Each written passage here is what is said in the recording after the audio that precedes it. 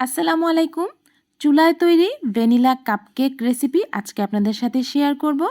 আশা করছি আপনারা খুব সহজে এই কাপকেকটা অল্প সময়ে তৈরি করতে পারবেন। মাত্র ২০ মিনিটে আমি আজকে কাপকেক তৈরি করে দেখাচ্ছি। এখানে আমি নর্মাল টেম্পারেচারের ডিম নিচ্ছি ২টি। নর্মাল ফ্রিজে থাকলে অবশ্যই আধা ঘন্টা আগে ডিমটা বের করে নর্মাল করে নেবেন। ভালো করে ফেটিয়ে নিয়ে দিয়ে দিচ্ছি 1/4 কাপ পরিমাণ চিনি, 1/4 কাপ পরিমাণ সয়াবিন তেল। তেলটা যেহেতু ঘরে হাতের কাছেই থাকে সেই জন্য আমি কেকটা তৈরি করতে তেল ব্যবহার করছি। আপনারা চাইলে এখানে তেলের পরিবর্তে বাটারও ব্যবহার করতে পারবেন। ভালো করে মিশিয়ে নেওয়া হয়ে গেলে বা চিনিটা গলে যাওয়ার পর দিয়ে দিচ্ছি 1/2 কাপ পরিমাণ ময়দা এবং 1/2 চা চামচ পরিমাণ বেকিং পাউডার। এটা কিন্তু বেকিং সোডা না, এটা হচ্ছে বেকিং পাউডার।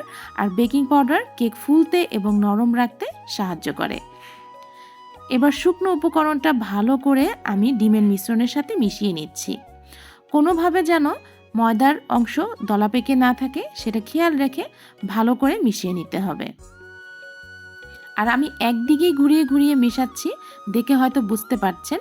তো মেশানো হয়ে গেলে দিয়ে দিচ্ছি 1/2 চা চামচ পরিমাণ ভ্যানিলা এসেন্স।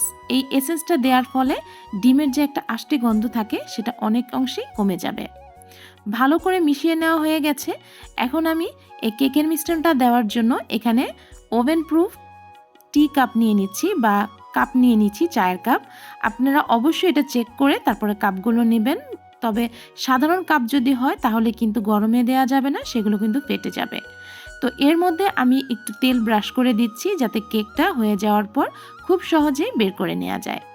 এবার কেকের মিশ্রণটা মেজারমেন্ট কাপের সাহায্যে দিয়ে দিচ্ছি। পুরো কাপটা ভরে দেওয়া যাবে না, অর্ধেক অংশ অথবা অর্ধেক অংশের নিচ পর্যন্ত কেকের মিশ্রণটা দিয়ে দিতে হবে। কেকের সৌন্দর্যের জন্য এখানে আমি দিয়ে দিচ্ছি কিছুটা চেরি ফল কুচি করা। আপনারা চাইলে বাদাম কুচি বা যে কোনো ড্রাই ফ্রুটস এখানে দিতে পারবেন সৌন্দর্যের জন্য। এবার একটা পাত্রকে আমি প্রায় ৫ মিনিটের মতো প্রিহিট করে নিয়েছি, ভালোভাবে তাপ করে নিয়েছি। এবার চুলার হিটটা মিডিয়াম করে দিয়ে আমি ঢাকনাটা ঢেকে ঢাকনার মুখটা বন্ধ করে প্রায় ২০ মিনিটের মতো অপেক্ষা করছি মিডিয়াম হিটে যে কেকটা বেক করার জন্য। তো কেকটা এ পর্যায়ে কিন্তু হয়ে গেছে, প্রায় ২০ মিনিট লেগেছে আমার কেকটা তৈরি করতে। আলহামদুলিল্লাহ কেকটা কিন্তু একদমই রেডি।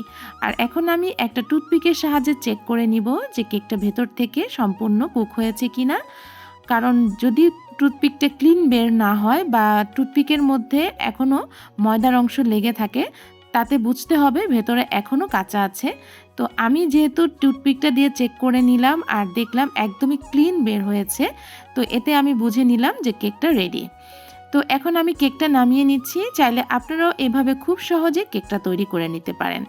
ভালো লাগলে অবশ্যই লাইক, কমেন্ট, শেয়ার করবেন। চ্যানেলটা সাবস্ক্রাইব করে পাশে থাকবেন। আল্লাহ হাফেজ।